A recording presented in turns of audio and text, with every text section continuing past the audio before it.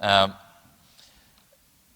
I've got a few different charts here, and I'm probably not going to go into all the detail, but the interesting thing from an elasticity-based pricing perspective is that you're looking for groups of people that have different sensitivities, and typically there's a high end that is maybe 4 times more sensitive than the low end, and I'm talking about large volumes of people. Obviously there's extremes.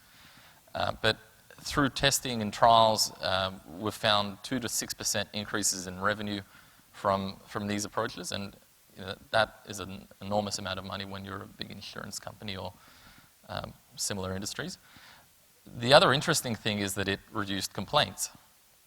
So you typically think of increasing prices as being something that causes a lot of frustration and upset people, but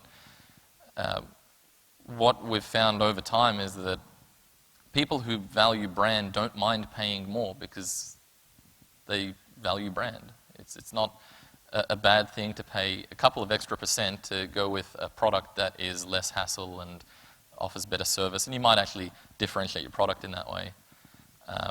And then if you're getting the discount because you really like discounts and like to shop for deals, that's a good thing. So it's actually been something that's been able to increase revenue while reducing complaints and reducing the kind of problems that a lot of companies like to avoid when getting into these things.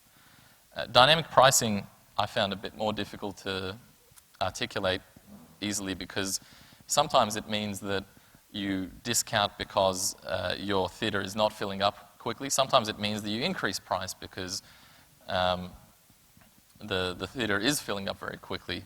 And I think this touches back to your point about how quickly we react and when you decide. If you decide at the last minute that you have to cut prices because the theatre's not filling up, then you need to be equally ready to increase prices when it is filling up quickly. And that discipline is hard to get. But what we have seen is in dynamic pricing, increases of revenue of 2 to 10%, which is a fantastic number. I mean, that's really big value. And again, it's driven by people's, the difference in people's desire to book early. So my wife is very happy to book something 3 months in advance. I only want to book 4 days in advance. That allows us to segment customers and therefore come with an increased theatre yields and increased revenue.